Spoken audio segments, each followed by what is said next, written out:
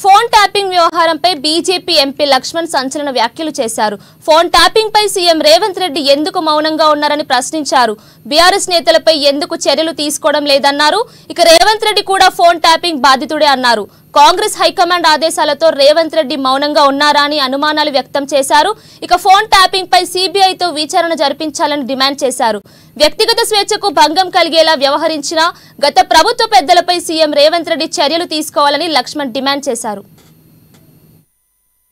చేసిన ప్రయత్నమే ఈ ఫోన్ ట్యాపింగ్.